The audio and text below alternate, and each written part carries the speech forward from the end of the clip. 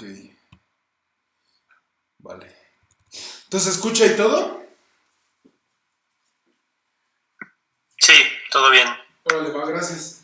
Bueno, entonces estábamos discutiendo algunas propiedades combinatorias sobre clases de estructuras, ¿no? Entonces habíamos puesto así, voy a repetir la definición y poco a poco, me interesa que les quede muy claro, ¿no? Entonces, voy a ir medio lentón para que vaya entrando todo, ¿va? Entonces habíamos dicho, les recuerdo que de ahora en adelante todos los lenguajes son contables, ¿no? Y entonces K, una clase de estructuras en un lenguaje, habíamos dicho, tiene propiedad de deritaria, sí y solo sí, para cualquier objeto que nos tomemos en él, y cualquier otro objeto, como un objeto general, una estructura, ¿no? Si este llega a ser un subobjeto del de acá, entonces el B también es parte del K, ¿no? O sea, esto se dice muy fácil en español, ¿no? Que se dice que K sea cerrada bajo subobjetos, ¿vale?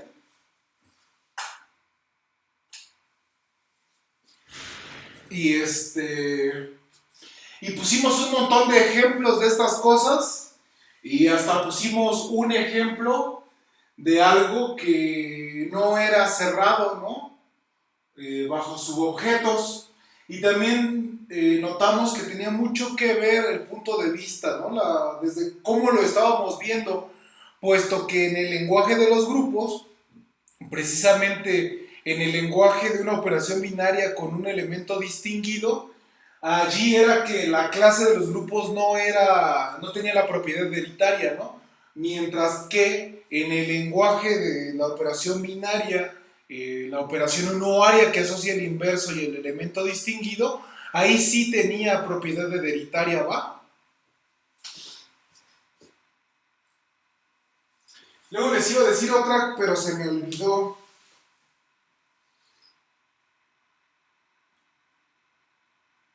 Pero bueno, a ver si me acuerdo más al ratito, ¿no? Pero ya tenemos muchos ejemplos de estos. Ahora quiero ver las otras propiedades, ¿no? Entonces habíamos dicho igual que una clase de estructuras tiene la propiedad del encaje común, sí y solo sí. Voy a poner la definición en dibujo, puesto que asumiré que ya la tienen escrita de la clase pasada, ¿no? Si ustedes me dan dos estructuras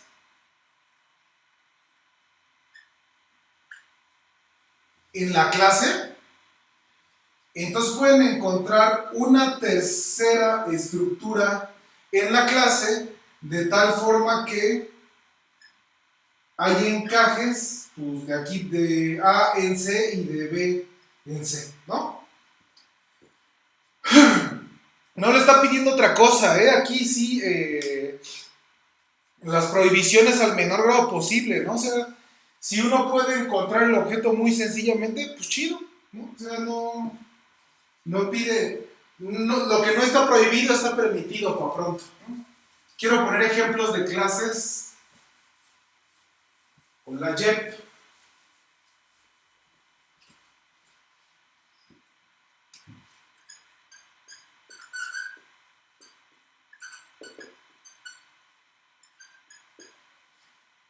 Pues por ejemplo las gráficas, ¿no? Las gráficas y las gráficas finitas, el mismo argumento va a jalar, ¿no? Que de hecho, pues es la unión ajena, ¿no? De las dos gráficas. Si ustedes me dan una gráfica G1 y una gráfica G2, el objeto que voy a proponer para que se incrusten los dos objetos dados, pues va a ser la unión ajena, así, tal cual, ¿no? Y pues sí, este se incrustará acá porque es una copia y este se incrustará acá porque es una copia. Pues chido, ¿no? Qué bueno, qué bien. Este...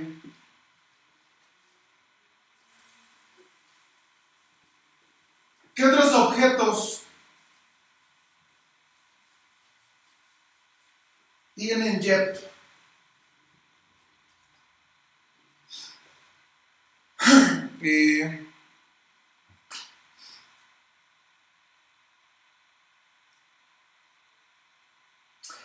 Ya me acordé uno de los que les iba a decir que no tiene propiedad hereditaria. Pues la clase de las gráficas conexas, ¿no? De hecho, hasta si mal no recuerdo, ahí les interesa cuál es el mínimo número de vértices que hay que quitar, ¿no? Para que sea la gráfica disconexa, ¿no? Entonces, pues ahí justo lo que te está diciendo es que vértices te vas a quedar y entonces como la gráfica conexa que tenías te induce una subestructura que es una gráfica disconexa. Por ende, la clase de las gráficas conexas no tiene propiedad hereditaria, ¿va? Pero bueno, estoy en los ejemplos de los que tienen JEP. Sí está bien, todo el mundo está de acuerdo, está claro lo que estoy diciendo, estoy hablando solo. ¿Quieren que vea otro tema o qué hacemos? Ok, va. Y los espacios métricos otra vez, ¿no? Mejor así, met.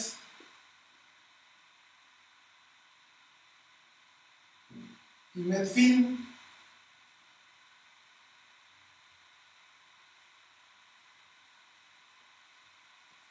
¿Cómo le hacemos para probar que estas clases de objetos tienen la JEP? Si me dan dos espacios métricos, ¿cómo obtengo el nuevo espacio métrico? Donde se encajen estos dos.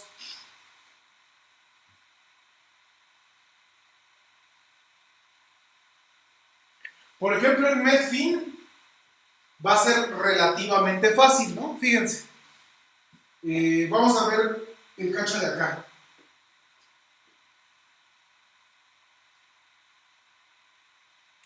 Muy bien, Roberto. Gracias. Va. Entonces, pues más fácil el de acá. Si ustedes me dan dos espacios métricos,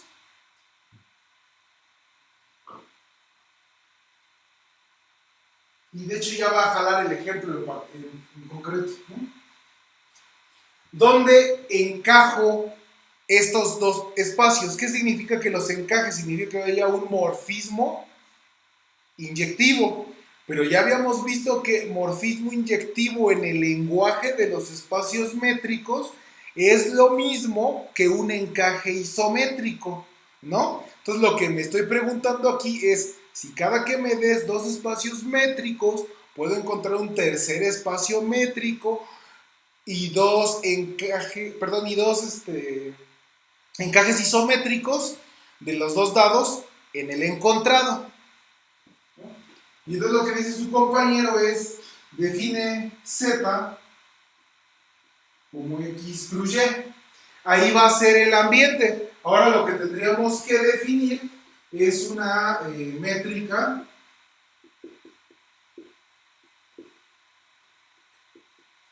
para Z, ¿no?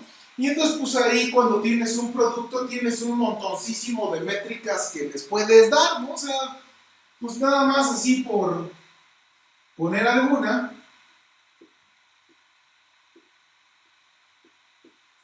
Pues ¿qué les parece si ponemos la máximo, ¿no? Qué güey, perdón, permítanme, dispénsenme. Es que Z es un producto cartesiano, ¿no? Entonces, más bien se tiene que ver como algo de este estilo, ¿no? Es la distancia entre dos pares ordenados, ¿no? Pares de acá. Entonces, la distancia entre estas dos cosas se va a computar como el máximo de la distancia en X de X1 a X2 y de la distancia en Y de Y1 a Y2. ¿Vale? A todo el mundo le queda claro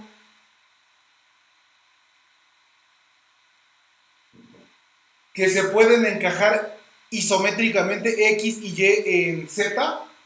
Nada más tienen que escoger, por ejemplo, para encajar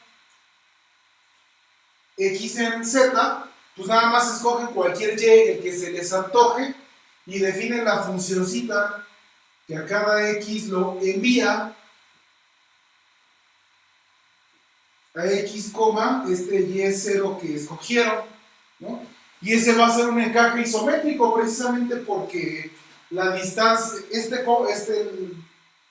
este valor siempre va a ser 0, ¿no? Y entonces le va a dejar todo el peso al D de X. Entonces va a ser lo mismo medir en X y enviar y medir, ¿no? Y medir en Z.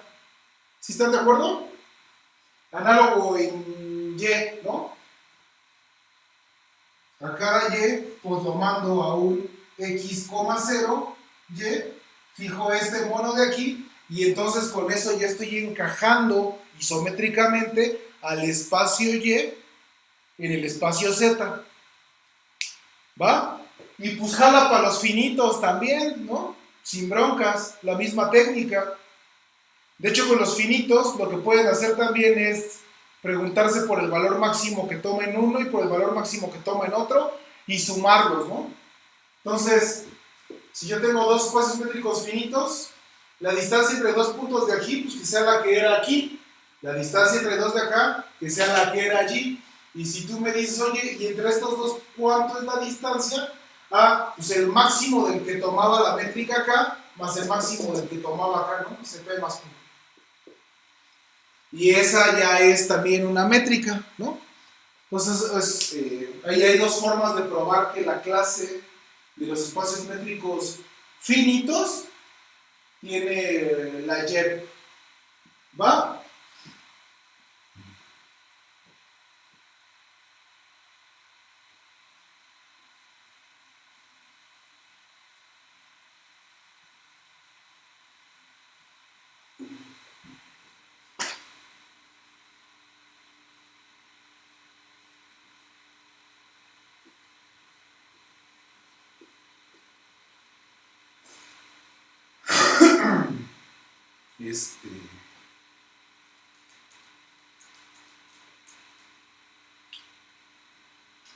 La AP habíamos dicho, ¿no? Una clase de estructuras tiene propiedad de amalgamación.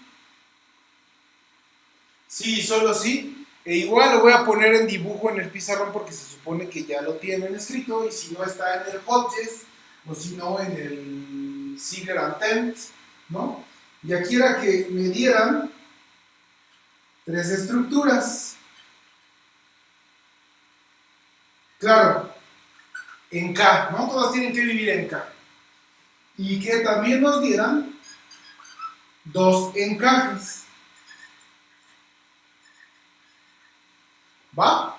Y entonces decíamos que la clase K tenía la propiedad de amalgamación. Si dada esta configuración, nosotros podíamos encontrar, es más, lo voy a poner con otro color, podíamos encontrar una cuarta estructura C en la clase,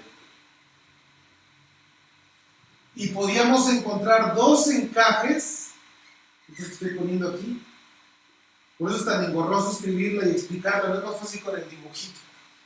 De tal forma que este diagrama que acabamos de poner conmuta, ¿no? Es decir,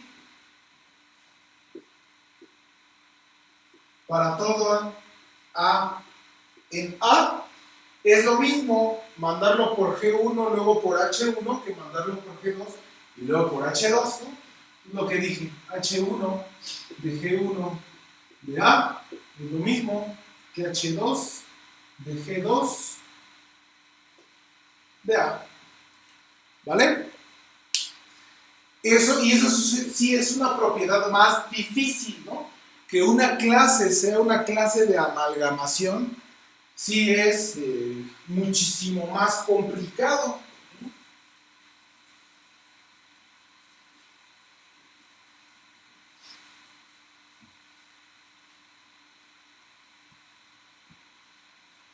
Por ejemplo, a ver, todo el mundo está de acuerdo que la clase de los órdenes totales finitos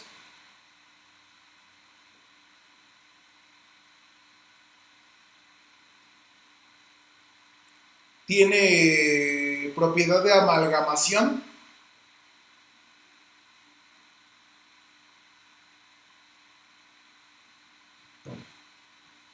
Por ejemplo, las gráficas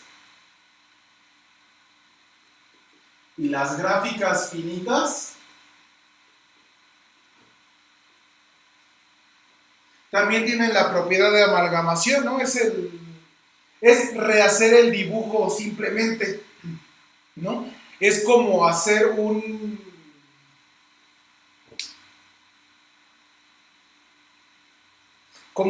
cociente, ¿no? O sea, fíjense que más o menos el asunto va a ser lo mismo, ¿no? O sea, tienes un objeto, acá otros dos. ¿Qué es lo que significa el encaje? Lo que significa el encaje es que esos dos objetos tienen una copia del primero, ¿no?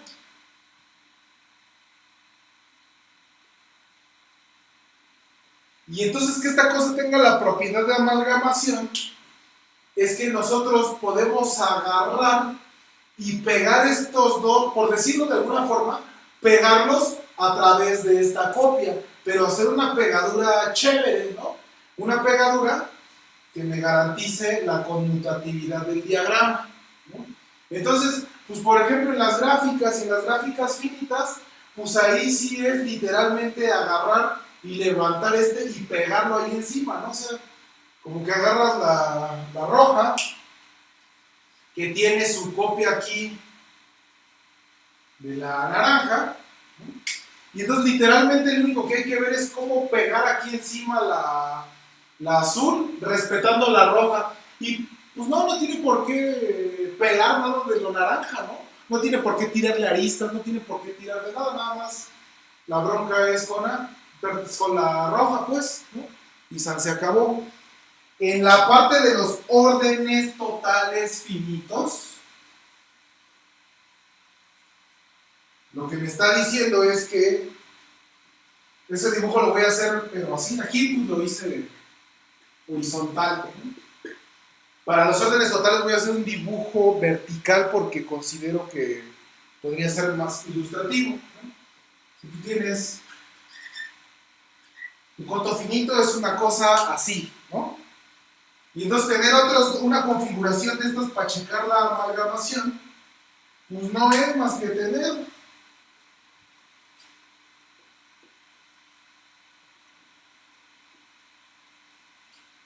otros dos que tienen una copia dentro del rojo, ¿no?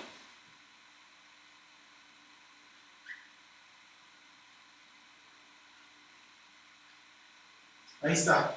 Y entonces otra vez, el asunto es cómo le hago para pegarlos, ¿no? Y el asunto es, mira,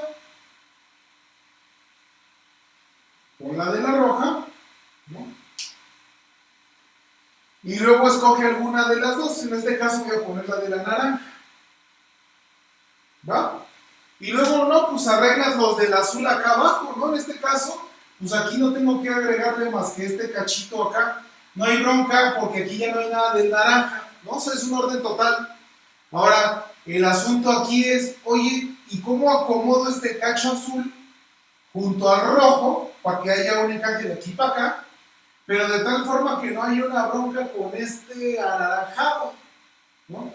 Y entonces uno dice, mira, pues como la amalgama solo tiene que respetar la parte roja, lo anaranjado y lo azul, pues me importa un cacahuate. Y como estoy trabajando con órdenes totales finitos, pues son discretos. Y al ser discretos, entonces, pues esto va a ser lo mismo que decir, mira, este último punto de acá, lo voy a mandar para acá, ¿no? Entonces déjenme pintar los encajes, cómo van a ver si queda más claro. Así, así, así, así, así.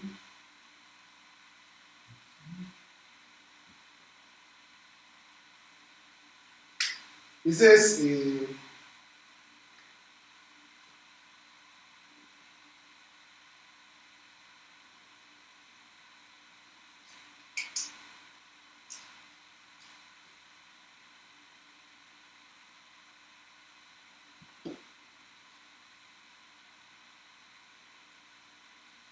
¿sí se ve el desastre de los colores? Porque, a ver, ¿cuál es el encaje de la roja? Bueno, pues lo rojo es cómo se va encajando la estructura roja, ¿no? Mientras que lo azul, por ejemplo, es cómo encajaría yo la azul en la amalgama, ¿no? Fíjense cómo de alguna forma rompe el orden total de arriba para que no haya bronca con el de allá, ¿no? Para poderlos juntar bien, ¿no? O sea, aprovecha mucho que es finito, ¿no? Entonces, cada punto de aquí, pues lo mando para acá, ¿no? Entonces aquí justo, el cachito de aquí es el trozo que abre para poder introducir el segmento inicial del otro orden total, ¿vale? ¿Sí está bien? ¿Más o menos?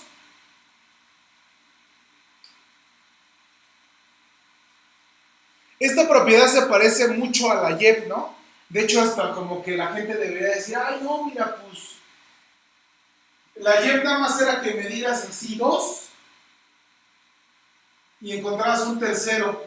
Acá es que me des tres y encuentres un cuarto, como que de alguna forma uno debería de pensar que están relacionadas y no es cierto. Por ejemplo, una cosa que sí es cierta es que si K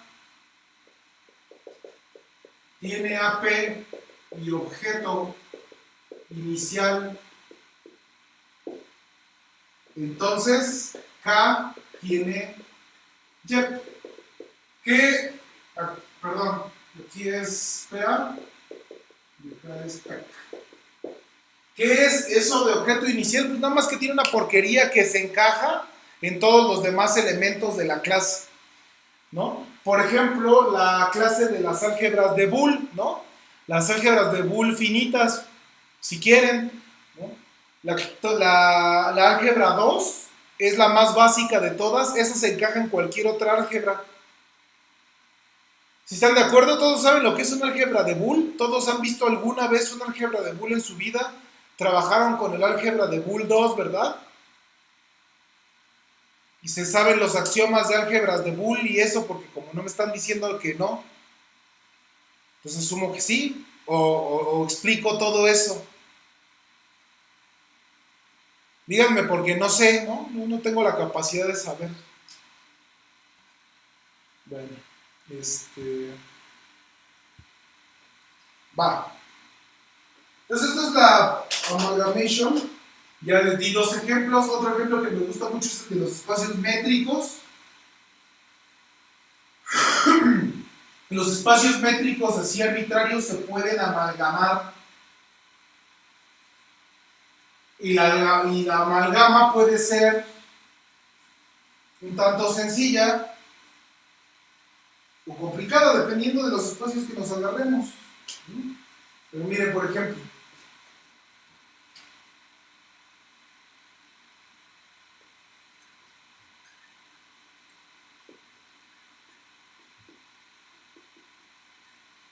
entonces les digo, pues nos agarramos X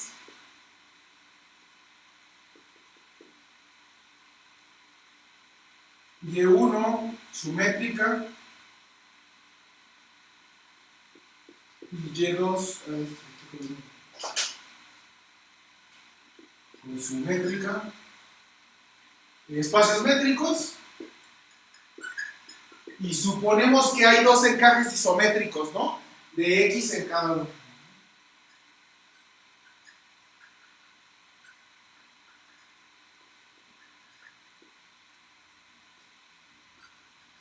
HI, una función de X en Y, pues, encaje o encaje isométrico en este lenguaje de los espacios métricos es lo mismo que habíamos quedado,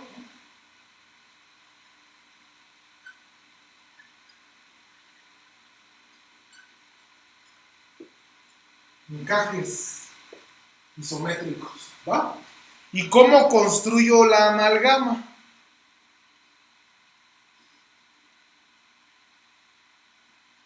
¿Cómo le hacemos para construir la amalgama? Esto está muy bonito. A ver, necesitamos primero construir un objeto que nos ayude, ¿no? No la vamos a poder construir directamente. La vamos a construir en dos pasos, la amalgama para estos espacios métricos. ¿Cómo le vamos a hacer? Fíjense que voy a hacer un dibujo para que esto quede claro. No importa que quede claro. Voy a pintar, esquematizar como la situación que tengo.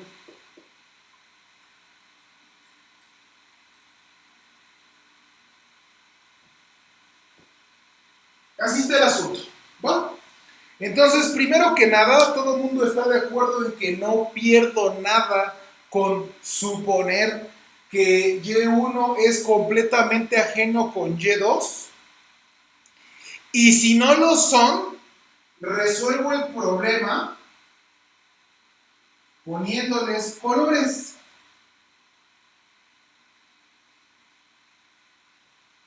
¿No? Y esas cosas ya los ageniza y ya puedo llegar a este caso, ¿no? Y además cada uno de ellos es isométrico o isomorfo a los espacios dados originales, entonces, ¿va? Sí puedo suponer eso.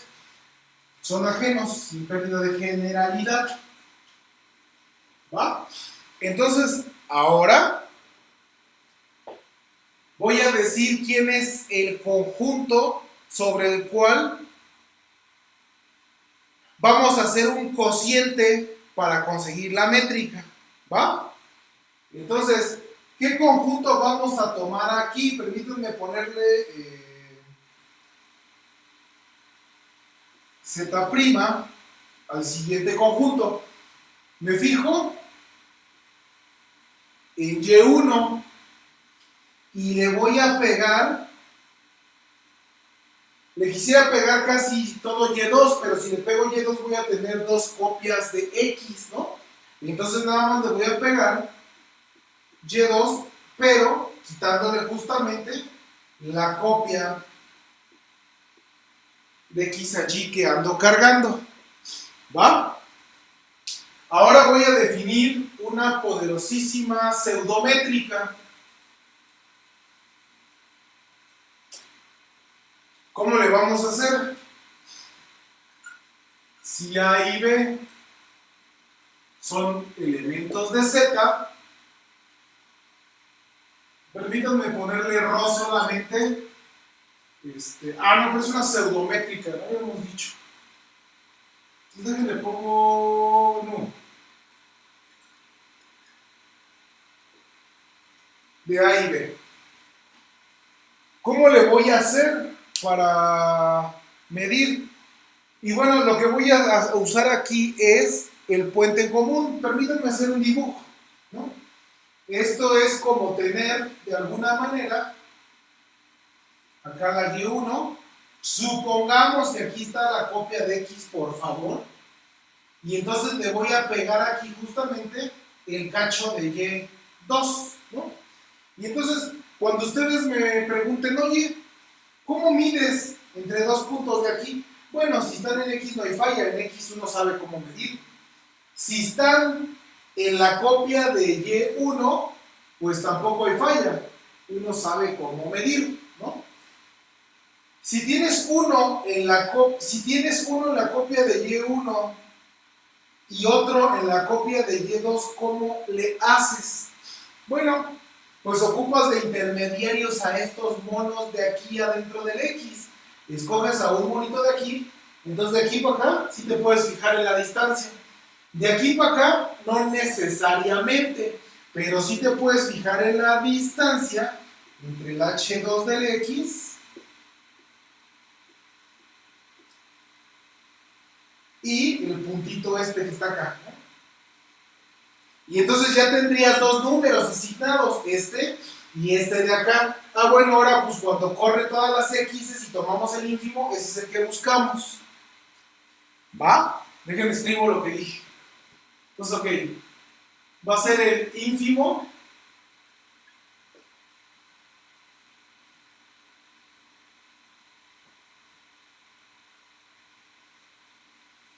Entonces la copia completa está en Y1.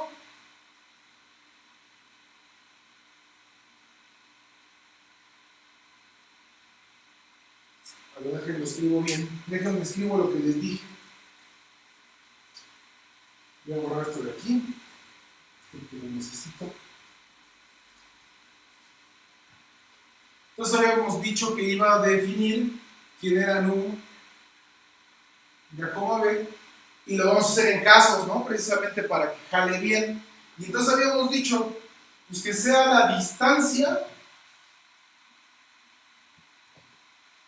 según Y1 de A a B, si A y B viven en Y1.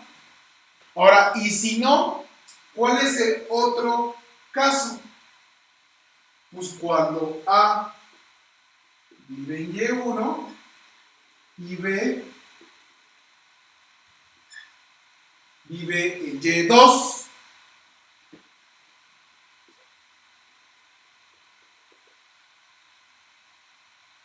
Pero no en H2 de X, ¿no? Porque fue el conjunto que le quité. Y ese es el Z', donde estoy definiendo esta función que todavía no es una métrica, ¿no? Entonces, ojo, tengo que definir en ese conjunto. Si están en el mismo cacho, y también tengo que decir que son de Y2 a, B, si A y B está, le había puesto Y, ¿no? Porque jalara sin broncas. Y entonces, en este caso, que es el patológico, ¿cómo le hago? Y ahí es donde les decía, vamos a poner el ínfimo. ¿De qué? De la distancia, el Y1 de A a X, más la distancia, aquí no es X, aquí es H1 de X, ¿no? Porque hay una isometría de aquí para acá, y cuando dibujé aquí el X, yo les dije que estaba pensando en la imagen a través del encaje. Entonces toda la cuenta está bien, nada más que es con la H para que no haya falla. Más la distancia según Y2 de H2 de X con B.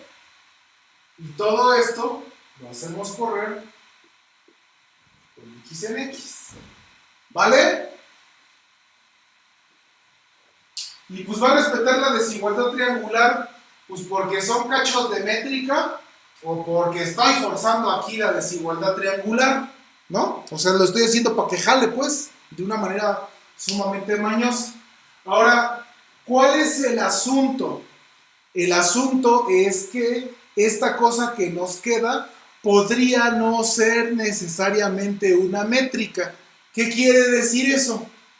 Que nosotros podría ser que encontráramos A y B distintos, de tal forma que la nu de A y B es igual a 0. ¿Y eso por qué pasa? Pues porque estamos tomando el ínfimo, ¿no? Y eso entonces, al tomar el ínfimo, dos puntitos que estén como muy pegaditos, nos va a poder mandar a 0 esta cosa. Permítanme hacer un ejemplo para que quede claro esto que les estoy diciendo.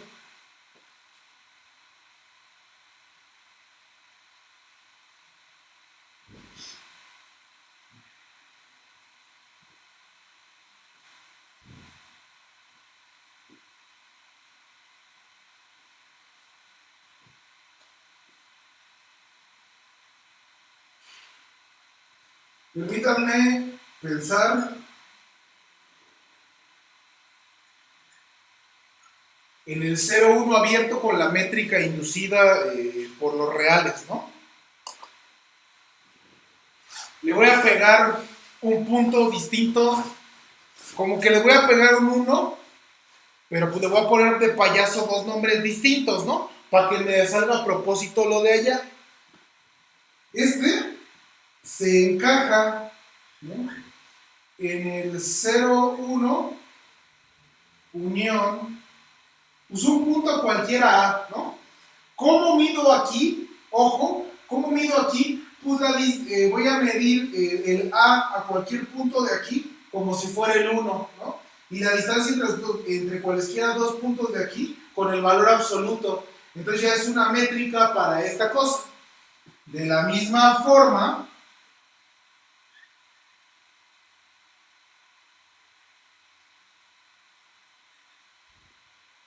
esto pues encaja allí, ¿no? Y de la misma forma, voy a medir la distancia entre dos puntos aquí con el valor absoluto y entre B y un punto de aquí, pues como si el B fuera 1, ¿no?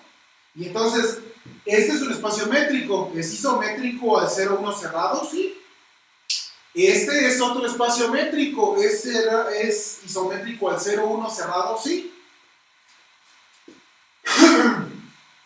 Ahora, con esta construcción, así precisamente que está aquí en el pizarrón, ¿quién sería la nu?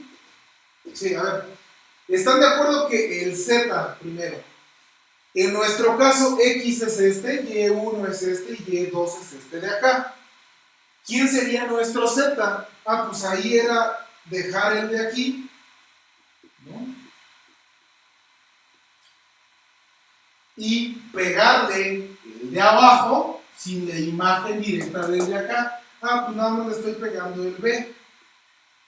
¿Sí? Entonces nuestro z consta de este cachito que nos agarramos y de dos puntos. La nu entre dos puntos de aquí va a ser el valor absoluto sin broncas, ¿no?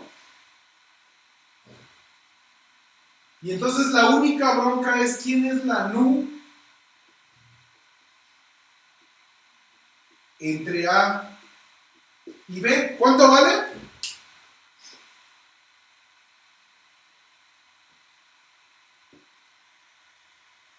Pues 0, ¿no? ¿Sí? ¿Todos los demás están de acuerdo? ¿Por qué vale 0? Voy a hacer el dibujito aquí. Aquí está mi intervalo. Y lo que hice fue pegarle dos puntitos, ¿no? La distancia entre estos dos puntos es el ínfimo de las sumas de esto más esto, ¿no?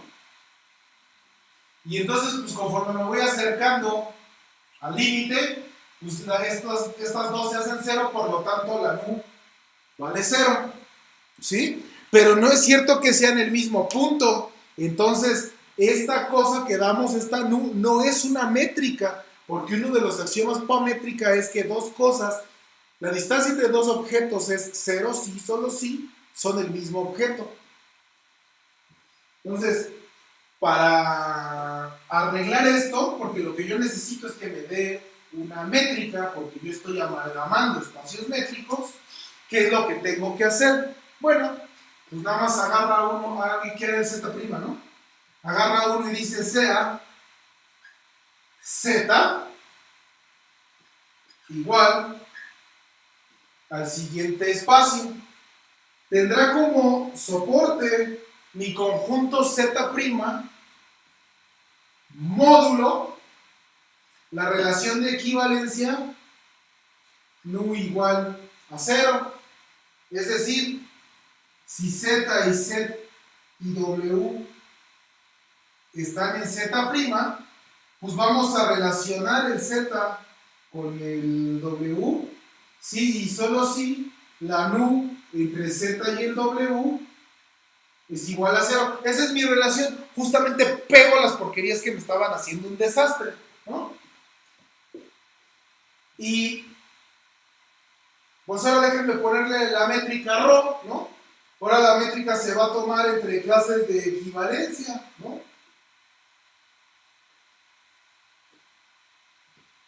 ¿Cuánto va a ser la ρ entre las clases de equivalencia? Pues va a ser lo mismo que le mande la nu, ¿no? Y entonces es ahora sí, esta es métrica, puesto que esta es una pseudométrica, e identificamos los puntos donde la pseudométrica, los puntos distintos donde la pseudométrica valía 0, o sea, le arreglamos la bronca al z' para que lo que le impedía hacer espacio métrico fuera una métrica, ¿no? Y además, como los puntos que estamos cocientando están fuera de las copias, de la copia de X, ¿no? Tienen que estar en distintos puntos, ¿no? O sea, ya no me puede ocurrir que dos puntos en el mismo espacio métrico, o sea, que yo me agarro dos puntos en X1 o dos puntos en X2 y que al hacer este proceso me los pegue. ¿Por qué no puede pasar por la desigualdad triangular? ¿No? Porque si yo tengo estos dos puntitos, pues cuando tomo la distancia al respectivo X, al representante, que ya sea que sea H1 de X o H2 de X, pues yo sé que la suma de estas distancias es mayor a esta de acá. Por lo tanto, cuando tomo toda esta infamia, el valor que me va a quedar para aquí, pues va a tener que ser este, ¿no? ¿Sí? Vale. Pues ahí está. Entonces los espacios métricos se pueden amalgamar, pero además hicimos una amalgama brutal, ¿no? O sea, no importa qué espacios métricos me des, no importa si no son compactos, es más, si no son separables, no me interesa, ¿no? Tú me das dos espacios métricos, uno que tenga densidad 2 a la 2 a la 2 a la 2 a la left 0 y otra que tenga densidad de Hartog de ese y los puedo amalgamar sin broncas, ¿no? Y dice cómo hacerle. En particular, la clase de los espacios métricos finitas es amalgamable y además es muy chido porque, pues, al ser finitos, este ya no es ínfimo, sino que es mínimo y valdrá 0 si solo si los dos son 0. ¿Va? Y entonces ahí no tengo que hacer consciente en la clase de los espacios métricos finitos, todo jala normal, ¿no? También las hipergráficas y las hipergráficas finitas se amalgaman, ¿no? También los bosques finitos, los bosques arbitrarios no se pueden amalgamar. O sea, la amalgama de bosques es bosque, ¿no? ¿Qué es lo que podría pasar? Supongamos que al amalgamar tres bosques, en la configuración que se me necesita dar, me aparece un ciclo, ¿no? Entonces este ciclo, pues no pudo haber venido de alguno de los tres bosques, ¿no? Entonces el ciclo se cerró poniendo una arista entre puntos que no estaban entre las mismas copias. Y pues eso no se puede, ¿no? Porque es una amalgama. Fernando, aquí Dime. no sé si tal vez ya no entendí bien, pero según yo los bosques no... ¿No son amalgamables? No, porque por ejemplo, si te tomas dos trayectorias, ¿no? A ver, deja borro, a ver.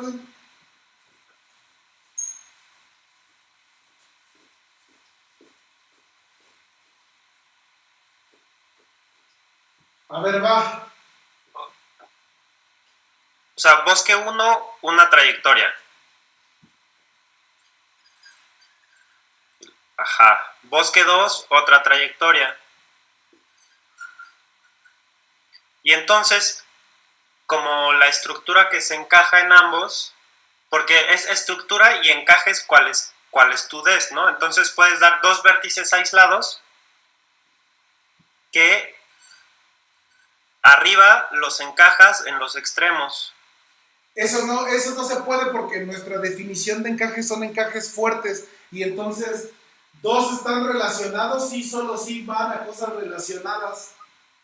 Pero justo si los pero como son independientes, no están, entonces los encajas en los extremos de la trayectoria, no de arista. Ah, ok, va. De aquí para acá. Y haces lo mismo abajo.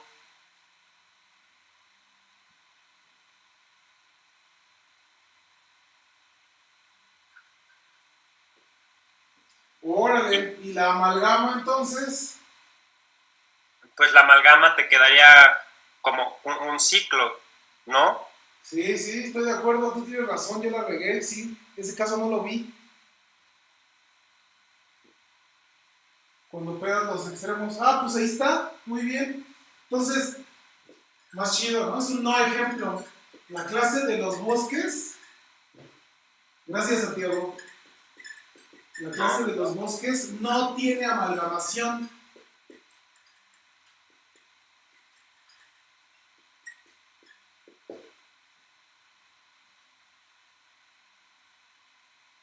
Bueno, de los bosques finitos, ¿no? Este argumento jala en los finitos. Aunque seguramente es así le hago con cual, no importa, ¿no? O sea, pues si las trayectorias son infinitas, nada más es que me agarre dos ahí. Siento así jala para bosques arbitrarios. ¿Están de acuerdo todos? Va. Entonces las clases de los bosques no tienen amalgamación. Ah, qué bueno, eso está muy bien. Porque sí tienen YEP, ¿no? La YEP la tienen, pues nada más los hacen el pegado ajeno, ¿no? Entonces, sí, exacto, exacto. Entonces la clase de los bosques, déjame pongo así. Le voy a poner así bien abusivote, tiene propiedad de encaje común, ¿no? Con el pegado ajeno, pero no tiene propiedad de amalgamación. De hecho, lo que sí tiene, también habíamos dicho, era propiedad hereditaria. ¿Va? Vientos. Muy bien, chido. Me late. Va. Pues ahí está, tenemos esas propiedades. Ah, tengo 2 minutos. Pues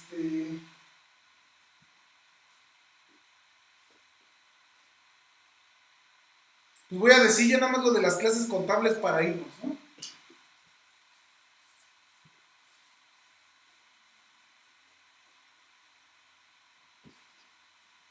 Y gracias por la corrección, Santiago. A ver, ¿qué les iba a decir? Lo de la clase contable. Entonces habíamos dicho que una clase de estructuras del lenguaje L es contable. Y lo voy a escribir de la forma menos caótica. Sí, solo si hay una sucesión contable de estructuras en la clase, tal que justo son todos los representantes de la clase de isomorfía, ¿no? Eso en español es que para toda B en la clase existe N en los naturales, de tal forma que la B es isomorfa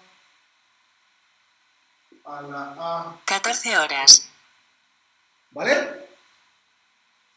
Entonces, pues ejemplos de clases contables para irnos.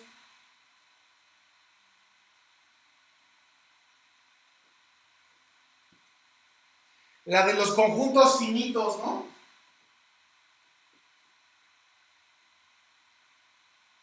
Y justamente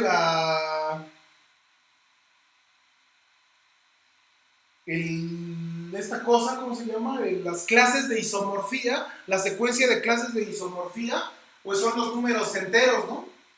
No los naturales porque aquí mi fin no tiene el vacío porque no hay estructuras vacías, ¿no? Nada más así por lo que era, ¿no? Entonces, las clases de isomorfía son los enteros positivos.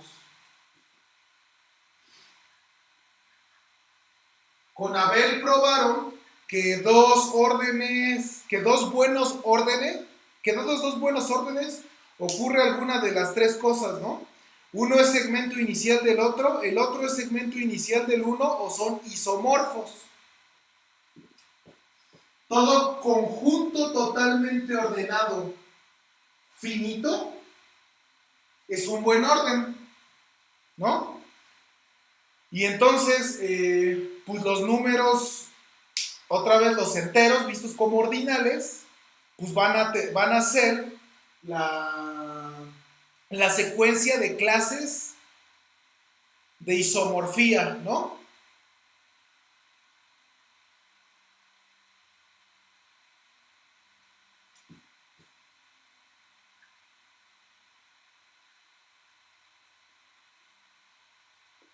Las gráficas finitas, ¿cómo demostramos que hay una cantidad, que la clase de las gráficas finitas es contable? A ver.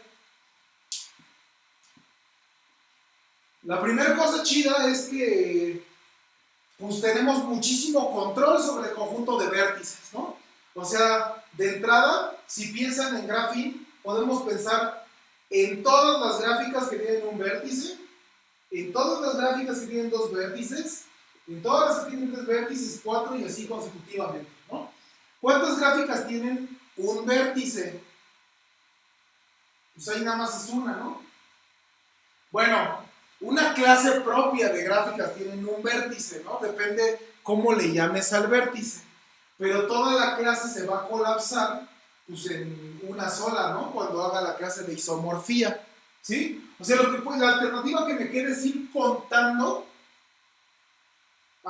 es ir contando las clases de isomorfía respectivo al número de vértices, ¿no? Entonces, cuando hay un solo vértice, solo tengo una clase de isomorfía.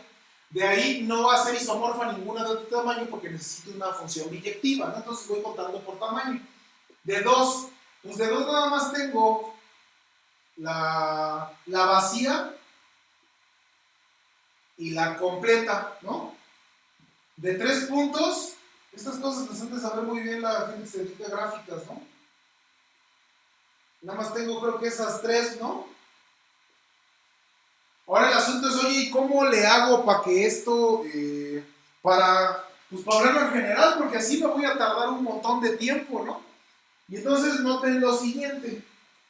Voy a borrar acá arriba.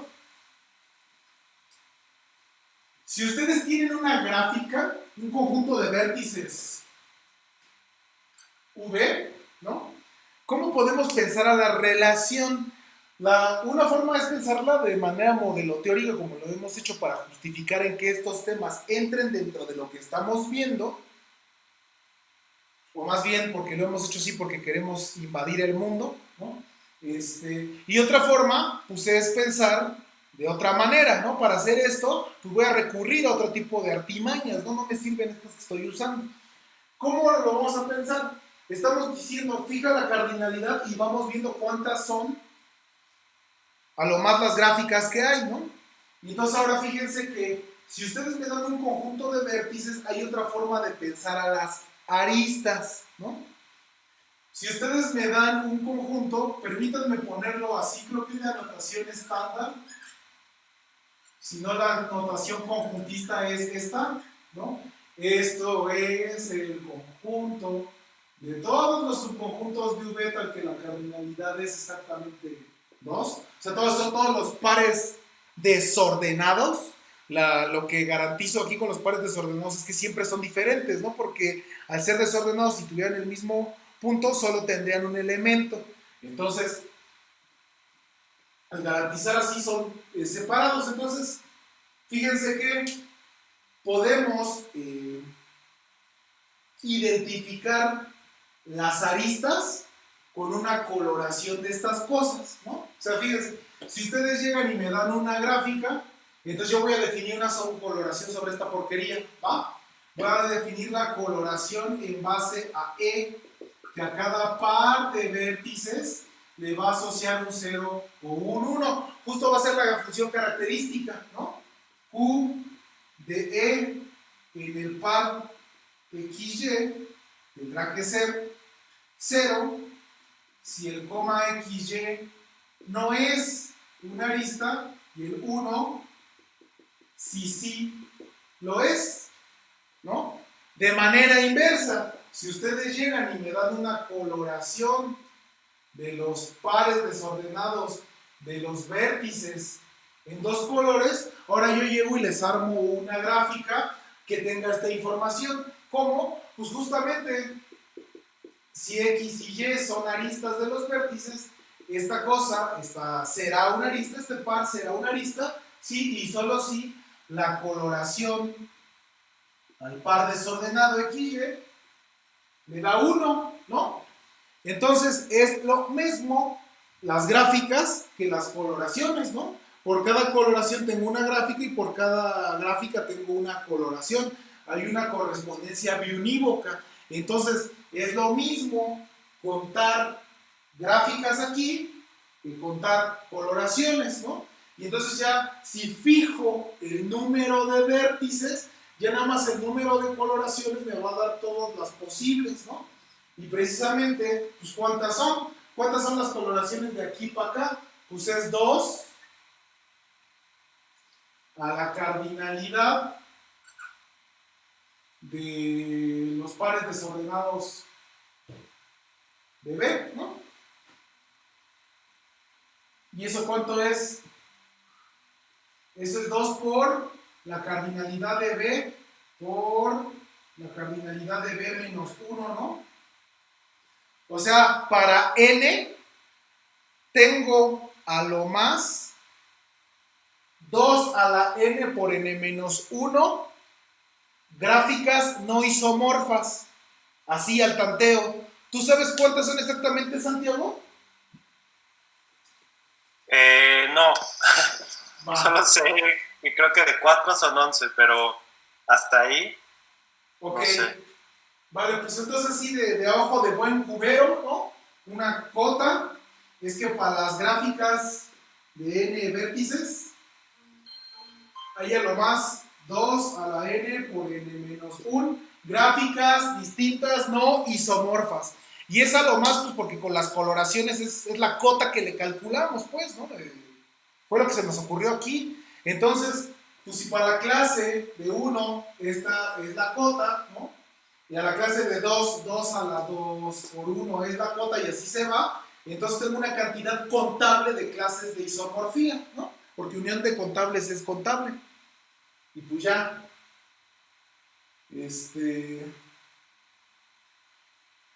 la verdad es que no me sé un ejemplo de una clase que no sea contable, entonces lo voy a pensar de aquí a mañana. ¿Vale? Y si no se me ocurre, ojalá ustedes sí. Nos vemos mañana, que estén muy bien, muchas gracias por todo, cuídense. Gracias, Fernando, bye. Cuídense, bye.